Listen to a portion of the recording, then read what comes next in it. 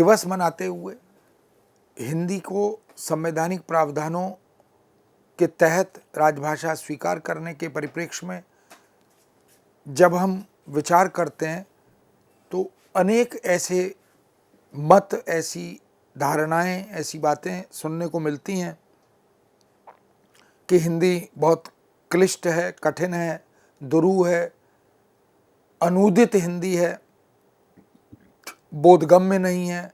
ऐसे न जाने कितने आक्षेप, आरोप जो लोग लगाते हैं वो नहीं जानते कि दुनिया की, विश्व की सभी भाषाओं को हम देख सकते हैं। बोलचाल की भाषा अलग होती है, जिसे मौखिक भाषा के रूप में हम देखते हैं। लिखित भाषा का रूप अलग होता है और अनुशासन सापेक्ष अंतर भी भाषाओं में होता ही है।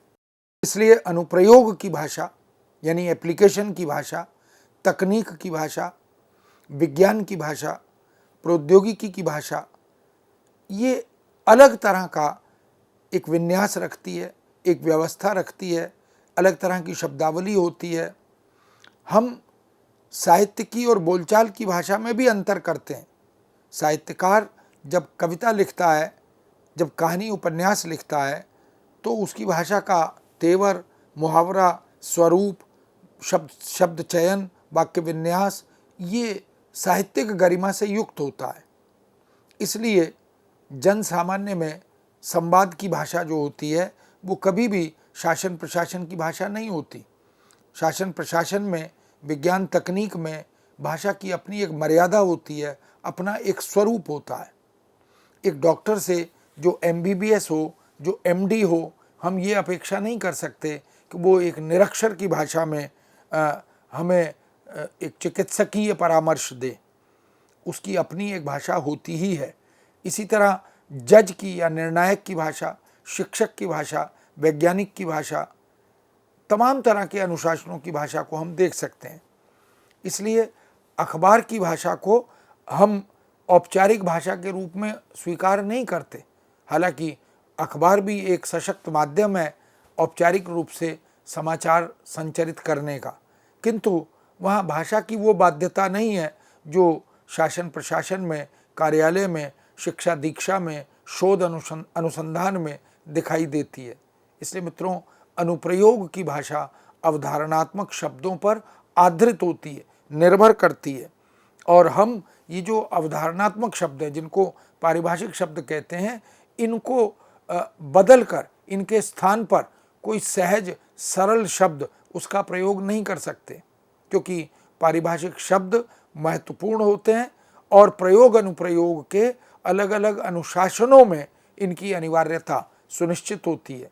ये जो अवधारणात्मक शब्द हैं ये एकार्थी होते हैं, ये बहुआर्थी नहीं होते या अनेकार्थी नहीं होते, ये अभिधात्मक होते हैं, ये लाक्षणिक और व्यंजना आधारित नहीं होते। इसीलिए इनको एक रूपी कहते हैं, इसलिए इनको निर्विकल्प कहते हैं। इन शब्दों के स्रोत शब्द की अवधारणा को विधिवत उपस्थित किया जाता है।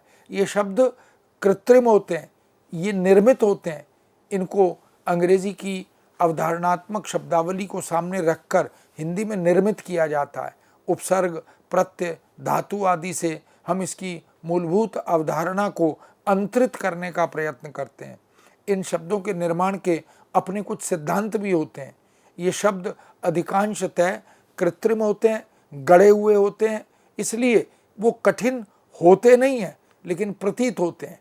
दरअसल शब्दावली, भाषा कोई भी न तो कठिन होती है न सरल होती है, वह परिचित और अपरिचित होती है। जैसे जैसे प्रयोग में आते हैं शब्द, वैसे वैसे सहज लगने लगते हैं।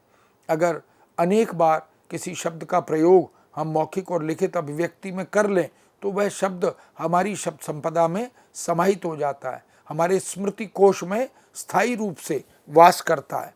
इसलिए मित्रों, हमें इस बात से अवगत होना चाहिए, इस बात से परिचित होना चाहिए कि कठिन और सरल शब्दावली या भाषा यह नहीं होती। ये जो प्रचार है यह भी एक सुनियोजित दुष्प्रचार है। सरल वह होता है जो हमें ज्ञात है, आता है, परिचित है, और कठिन वह होता है जिसका हम प्रयोग नहीं करते, या पहली बार जिसको देख रहे हैं, पढ़ रहे हैं, ऐसा प्रतीत होता है, लेकिन कठिन और सरल जैसी कोई अवधारणा होती नहीं है। हिंदी की शब्दावली न कठिन है न दुरूह है, ये तो भ्रामक दुष्प्रचार है। इसलिए मंचों से भी बहुत से लोग सस्ती लोकप्रियता के लिए ऐसा कहते हुए पाए जाते हैं कि हिंदी की शब्दावली को बोलचाल की बनाओ, सरल सहज बनाओ, जबकि वो ये नहीं जानते कि शब्दावली में और शब्द में अंतर होता है। शब्दावली में जो कंसेप्ट्स हैं, जो अवधारणाएं हैं, उनके कई स्तर एक साथ स्थापित किए जाते हैं, समाहित किए जाते हैं। इसलिए हिंदी ही है जो ये बताती है कि तू क्या है, तुम क्या है और आप क्या है, इनमें अंतर है और इस अंतर को समझना अत्यंत आवश्यक भी है। वो ये नहीं जानते कि वैचारिक और अनौपचारिक दो रूप भाषा के होते हैं, एक अनौपचारिक होता है, एक औपचारिक होता है। जो औपचारिक है उनमें भी विचार होता है और अनौपचारिक में भी विचार होता है, लेकिन अगर फाइल पर, कागज़ पर, किताब पर, किसी दस्तावेज़ पर हमें कुछ लिखना है तो हमें भाषा की मर्यादा का, उसकी गरिमा का, उसकी औपचारिकता का निर्वाह करना होता है। इस दृष्टि से हम ये भी कह सकते हैं कि किसी मित्र को पत्र लिखना हो, माता पिता को पत्र लिखना हो, भाई बहन को पत्र लिखना हो, तो हम उनमें अनौपचारिक शैली और अनौपचारिक शब्दावली का प्रयोग करते हैं, कर सकते हैं। जबकि किसी अधिकारी को, किसी शीर्षस्थ पद पर आसीन व्यक्ति को पत्र लिखना हो तो हमें उस भाषा की औपचारिकता का, मर्यादा का निर्वाह विधिवत करना ही होता है। हर अनुशासन की अपनी एक भाषिक अस्मिता होती है, उसकी अपनी एक मर्यादा होती है। इसलिए पत्रकारिता में भी अगर हम देखें तो प्रिंट मीडिया की भाषा और इलेक्ट्रॉनिक मीडिया की भाषा दोनों में अंतर मिलेगा, दोनों की आवश्यकता अपेक्षा में अंतर मिलेगा। और अखबार में भी हम अगर अपराध समाचार की भाषा और शब्दावली देखें, खेलों की भाषा और शब्दावली देखें, बाज़ार की भाषा और शब्दावली देखें, शिक्षा और संस्कृति की भाषा और शब्दावली देखें, या संपादकीय की भाषा और शब्दावली देखें, तो हमें अंतर मिलता है। विज्ञापनों में भी अनेक प्रकार के विज्ञापन हैं, सब में भाषा और शब्दों का अंतर हमें स्पष्ट रूप से दिखाई देता है। इसलिए विनिमय करते हुए उस व्यवस्था को तोड़ा नहीं जा सकता। अगर बाज़ार में अपना व्यापार करने वाले किसी सब्जी वाले, किसी चाय वाले की भाषा को देखें, किसी श्रम साधना करने वाले मिस्त्री मजदूर की भाषा को देखें, रद्दी खरीदने बेचने वाले व्यक्ति की भाषा और को देखें, ऐसी प्रेमी प्रेमिका युगल की भाषा देखें, कंप्यूटर की भाषा देखें, गणित की भाषा देखें, विज्ञान की भाषा देखें, तो हम देख सकते हैं कि पूरे विश्व में हमें इस प्रकार के अनुशासनों में भाषाई अंतर सहज रूप से मिलता है। अतः अनुप्रयोग की भाषा, विभिन्न अनुशासनों की भाषा कभी भी एक सी नहीं होती, हो भी नहीं सकती और होनी चाहिए भी नहीं। यही संकट भारतीय आज़ादी या स्वतंत्रता के बाद या समय हमारे सामने था कि साहित्य या कविता की भाषा में देश तो चल नहीं सकता, इसलिए हमने उसी समय हिंदी की अनिवार्यता को महसूस किया। 49 में हिंदी को राजभाषा घोषित किया और हमारे मनोमस्तिष्क में ये बात बार बार आती रही कि स्वतंत्र राष्ट्र की अस्मिता की भाषा, उसकी अभिव्यक्ति की भाषा, उसकी अपनी भाषा होनी चाहिए।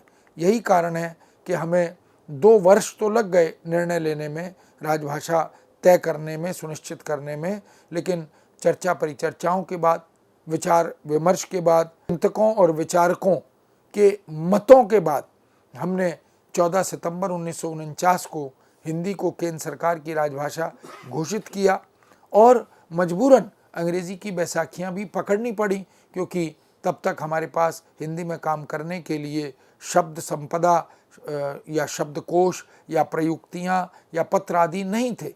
लेकिन धीरे धीरे हमने लक्ष्य निर्धारित किया और अवधारणात्मक शब्दावली शासन प्रशासन के क्षेत्र में, ज्ञान विज्ञान के क्षेत्र में, अनुप्रयोग आदि अनुशासनों के क्षेत्र में हमने बनाने का निर्णय लिया। इसी कारण हमने ये देखा कि अंग्रेज़ी सह राजभाषा तब तक अगर रहे तो कोई बुराई नहीं है और हमने उसे सह राजभाषा के रूप में स्वीकृति दे दी।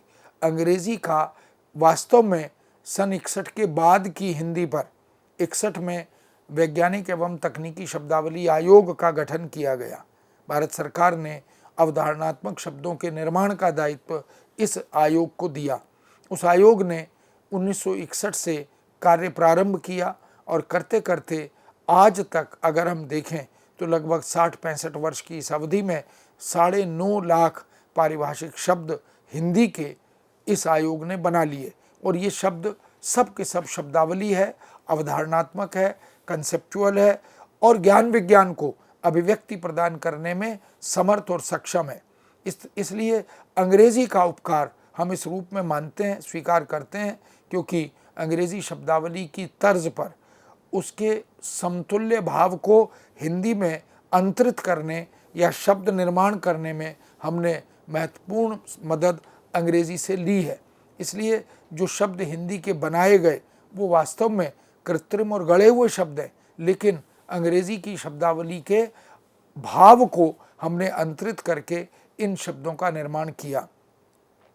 हमारे पास अच्छी खासी अंग्रेज़ी हिंदी, हिंदी अंग्रेज़ी प्रशासनिक शब्दावली आज है। अब हिंदी दिवस या हिंदी माह या हिंदी पखवाड़े के इस अवसर पर अपेक्षित यह है कि हम सब भारतवासी अपने अपने कार्यक्षेत्र में, अपने अपने अनुशासनों में हिंदी का प्रयोग करें, हिंदी शब्दावली को आत्मसात करें और जैसे जैसे हम इसका प्रयोग करेंगे तो हम इसकी सहजता का अनुभव करने लगेंगे, सरल हमें प्रतीत होने लगेगी। इसलिए हिंदी अनुप्रयोग को यदि हम एक लक्ष्य बनाकर चलें तो इसका मूल अंतर हमें दिखाई देगा, क्योंकि लगभग 80 साल की आज़ादी के बाद, 78 वर्ष की आज़ादी के बाद आज हम ये अनुभव कर रहे हैं कि हमारे देश में प्रतिभाओं की कमी नहीं है, मेधा कम नहीं है, भाषाविदों की भी कोई कमी भारतवर्ष में नहीं रही है। यहाँ बड़े बड़े भाषा वैज्ञानिक, वैयाकरण भारत ने दिए हैं।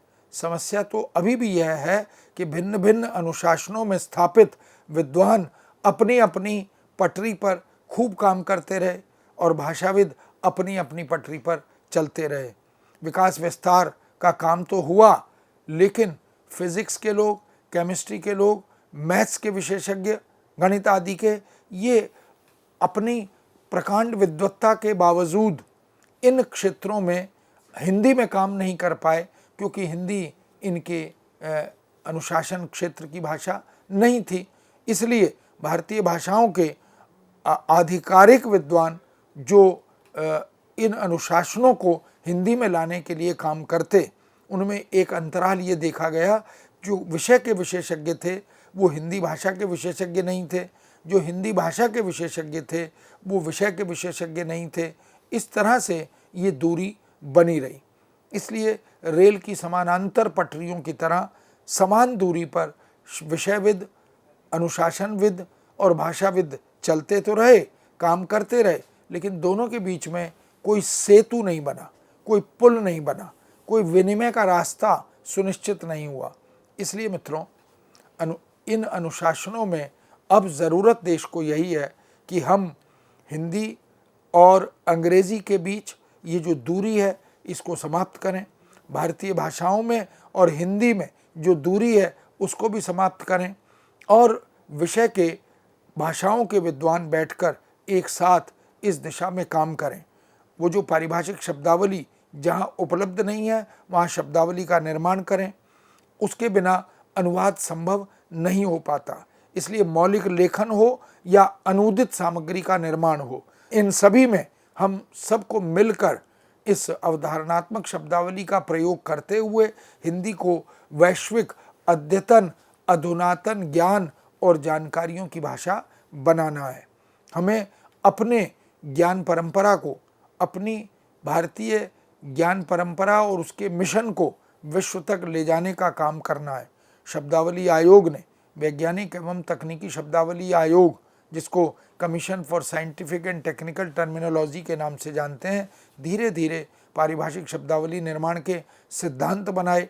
बृहत विचार विमर्श के बाद विषय विदों की मदद ली, भाषाविदों से चिंतन किया और सिद्धांत के आधार पर शब्दावली निर्माण का एक आगार खड़ा कर दिया, एक बड़ा भंडार तैयार कर दिया। और 9-9.5 लाख शब्दावली के बाद भी यदि हम यह अनुभव करें कि हिंदी में कामकाज नहीं हो पा रहा, तो यह थोड़ा चिंता का विषय आज भी बन गया। ऐसे अंग्रेजी अवधारणात्मक शब्दों के समतुल्य हिंदी अवधारणात्मक शब्द बनाना ये कोई सहज सरल कार्य नहीं है। आयोग ने एक वंद्य, एक स्तुत्य कार्य किया और इसके निर्माण में सैकड़ों हजारों विद्वानों, भाषाविदों, शासन प्रशासन के ज्ञाताओं, चिंतकों की मेधा और प्रतिभा का रचनात्मक उपयोग किया गया। अंग्रेजी हिंदी प्रशासनिक शब्दावली या हिंदी अंग्रेजी प्रशासनिक शब्दावली, इन दोनों में देखें, या अन्य अनुशासनों की शब्दावली जो बृहत आकार में हमारे सामने प्रकाशित है, मुद्रित है, उपलब्ध है, और अब तो आयोग ने इसे स्क्रीन पर ऑनलाइन निःशुल्क उपलब्ध भी करा दिया है। कुछ जो शेष हैं उस पर भी आयोग कार्यरत है। इसलिए शब्दों के अनुप्रयोग की समस्या अब मुख्य समस्या है। हम इन शब्दों का, इन शब्दावलियों का पुस्तक लिखना हो, संदर्भ ग्रंथ तैयार करने हो, पाठ्य पुस्तकें तैयार करनी हो, या इन अनुशासनों में रिसर्च या शोध आदि के कार्य करने हों, हम सबको इसमें बड़ी ईमानदारी से, बड़ी निष्ठा से कार्य करने की अपेक्षा आवश्यकता है। हमारी जेबों में, मनोमस्तिष्क में शब्द संपदा की कमी नहीं है, अथाह शब्द हैं, लेकिन हम उन्हें प्रयोग में नहीं ला रहे। तो कुछ ऐसा ही है कि धन तो बहुत है लेकिन हम खर्च नहीं कर रहे। ऐसा इसलिए कहा जा रहा है क्योंकि यदि हम शब्दों का प्रयोग करेंगे तो शब्दों से परिचय बढ़ेगा, हम शब्दों की अवधारणाओं से अवगत होंगे और वो हमें सहज सरल लगने लगेंगे। उन्हीं से उनकी सार्थकता भी सिद्ध हो पाएगी। स्वतंत्र देश में न्याय अपनी भाषा में मिले, चिकित्सा अपनी भाषा में मिले, उच्च शिक्षा अपनी भाषा में मिले, जिसके लिए राष्ट्रीय शिक्षा नीति 2020 ने भी, यानी 2020 ने भी एक लक्ष्य निर्धारित किया है।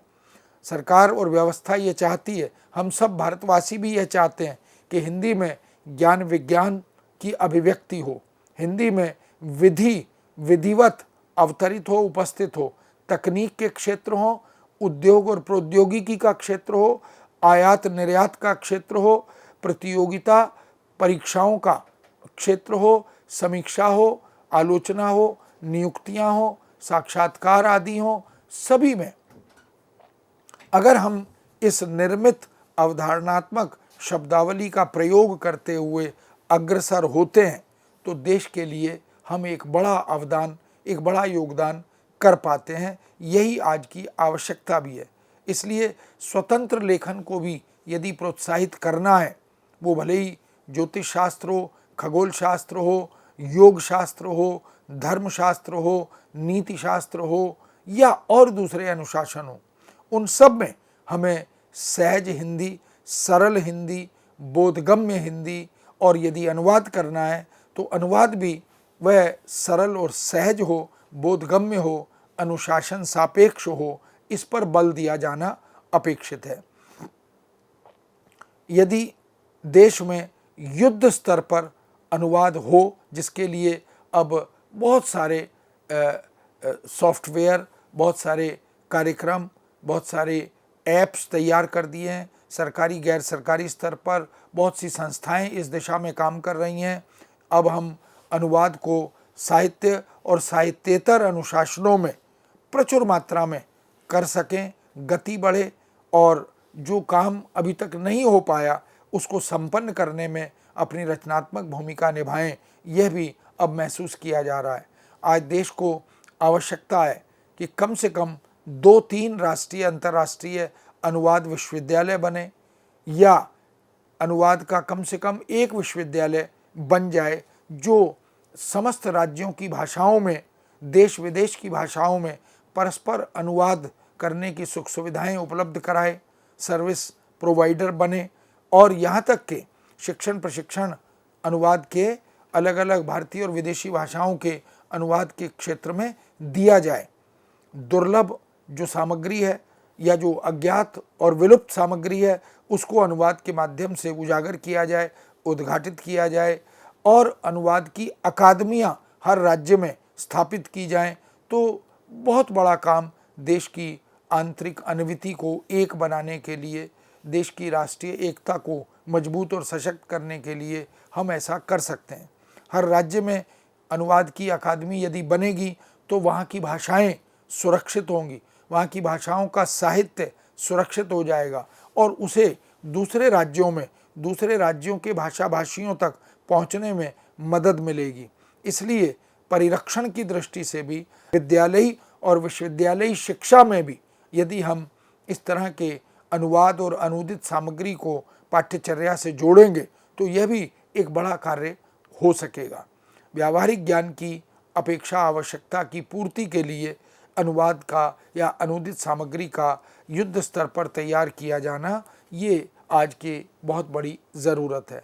इस दिशा में व्यक्ति या व्यक्तिगत रूप से, संस्थागत रूप से बहुत से कार्य चल रहे हैं, प्रशंसनीय है, किंतु अभी भी बहुत सी अपेक्षाएं, आवश्यकताएं बनी हुई हैं, क्योंकि हिंदी को प्रयोग अनुप्रयोग की भाषा, हमारे सपनों की भाषा बनाया जाना अभी शेष है। रटंतु विद्या से या केवल साहित्यिक अनुशासनों में हिंदी के प्रयोग अनुप्रयोग से या केवल संवाद के क्षेत्र में प्रयोग अनुप्रयोग से कार्य नहीं चल रहा। केंद्र सरकार के कार्यालयों में, राज्य सरकारों के कार्यालयों में, बैंकों में, रेलवे में, हवाई अड्डे पर, बस अड्डे पर, अस्पतालों में, शिक्षा संस्थानों में, खेल जगत में, मनोरंजन की दुनिया में, मीडिया में, रेडियो में, टीवी में, सिनेमा में, बाजार के क्षेत्र में, शेयर मार्केट के क्षेत्र में, अर्थशास्त्र, वाणिज्य, उद्योग, आयात निर्यात, न जाने कितने क्षेत्र हैं जहाँ हिंदी में कामकाज की वास्तविकता को हम देख सकते हैं, असली तस्वीर को हम देख सकते हैं। इसका अर्थ है कि अभी भी इन क्षेत्रों में हिंदी के प्रयोग अनुप्रयोग की बहुत सारी अपेक्षाएं हैं और ये हम सब भारतवासी मिलकर हम इस बात को महसूस करके कि हिंदी राष्ट्रीय अस्मिता की भाषा है, हिंदी भारतीय धड़कन की भाषा है, हिंदी हमारी संवेदनाओं को अभिव्यक्त करने की भाषा है, हिंदी भारतीय भाषाओं के साहित्य का प्रचार प्रसार करने का सशक्त माध्यम सिद्ध होने वाली भाषा है। इसलिए हम कागजी आंकड़ों पर न जाएं, केवल इस बात का विचार करें कि व्यवहार में हिंदी के प्रयोग को, अनुप्रयोग को हम जितना बढ़ाएंगे उतना ही राजभाषा हिंदी की स्थिति मजबूत होगी और उसके लिए अधिकारियों, कर्मचारियों की मानसिकता को बदलने की आवश्यकता है। एक प्रमुख कारण परंपरा से मिली हुई अंग्रेजी प्रशासन की विरासत, उससे बाहर निकलने की अपेक्षा आवश्यकता है। पब्लिक और कॉन्वेंट स्कूलों में अब भारतीय भाषाओं को, हिंदी को प्रोत्साहित करने, उन्हें सम्मान देने का मन बनाने की भी आवश्यकता है। आज पुरानी अंग्रेजी फाइलों से नकल करके जो कार्य चल रहा है उस मानसिकता से बाहर आने की भी आवश्यकता है। इसलिए आज ये मानसिकता बनानी होगी, माइंडसेट तोड़ना होगा कि हम पत्र बनाएं, प्रारूप बनाएं, टिप्पणियां लिखें, प्रतिवेदन लिखें, तो हमें मौलिक रूप से, अगर हम पुरानी फाइलों को पढ़ भी रहे हैं, अंग्रेजी को देख भी रहे हैं, तो वाक्य विन्यास अपना हो, वैचारिकता अपनी हो, उसमें एक मौलिकता दिखाई देनी चाहिए। हिंदी की जो ग्राहकता है उसके मनोविज्ञान को समझकर हिंदी में प्रयोग करने की आवश्यकता है। यही कारण है मित्रों कि अंग्रेजी से हिंदी को मुक्त कराना है तो हम सबको कटिबद्ध होकर, संकल्पबद्ध होकर इस राष्ट्रीय यज्ञ में अपने अपने हिस्से की आहुति देनी होगी।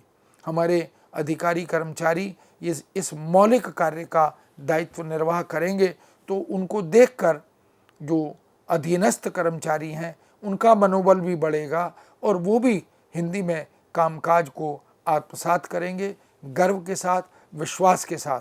इसलिए इस निराशाजनक स्थिति से बाहर निकलने और निकालने की आवश्यकता है। अभी हम संतोषजनक स्थिति तक नहीं पहुँचे, हालांकि हमने प्रगति प्रचुर मात्रा में की है। अगर 61 से या 49 से हम आकलन करें तो हमने बहुत तेज़ी से विश्व के धरातल पर हिंदी को पहुंचाने, स्थापित करने या लोकप्रिय बनाने का काम किया है। हिंदी सिनेमा ने, हिंदी के धारावाहिकों ने, हिंदी के विज्ञापनों ने, हिंदी का साहित्य लेखन, प्रवासी लेखन, इन सब क्षेत्रों में हिंदी ने संतोषजनक प्रगति की है।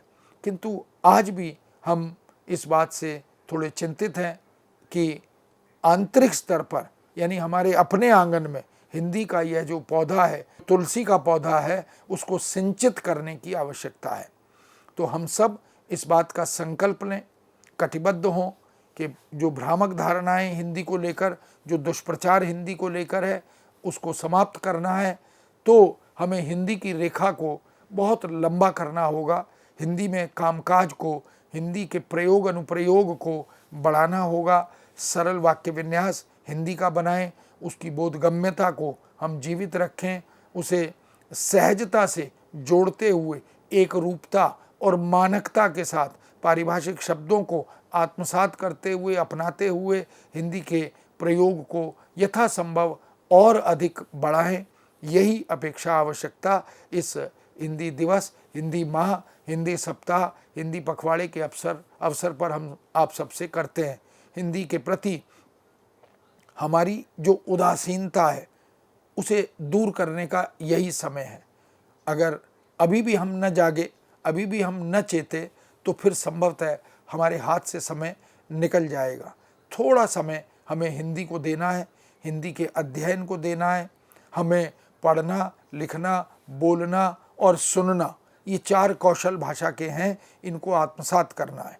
अगर हमें कुछ थोड़ा अतिरिक्त श्रम भी करना पड़े, अतिरिक्त प्रयास भी करना पड़े, तो यह देश की, राष्ट्र की अपेक्षा, आवश्यकता है। यह समझकर, ये संविधान के प्रावधान हैं, ये राष्ट्रपति के आदेश हैं, इस बात को समझकर हम इस कार्य को आगे बढ़ा सकते हैं।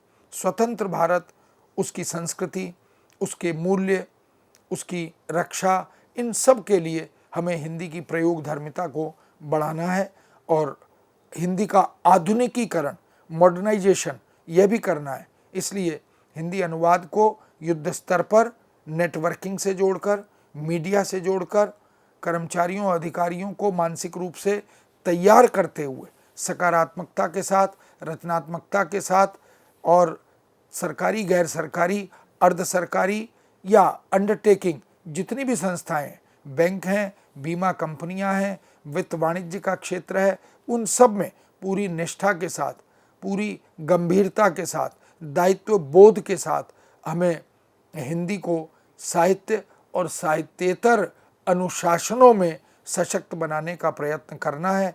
यही राष्ट्रीय चेतना का एक नया आधुनिक स्वरूप है, क्योंकि राष्ट्र की भक्ति हम राष्ट्रध्वज के सामने नतमस्तक होकर, राष्ट्रगीत और राष्ट्रगान गाकर प्रकट करते हैं।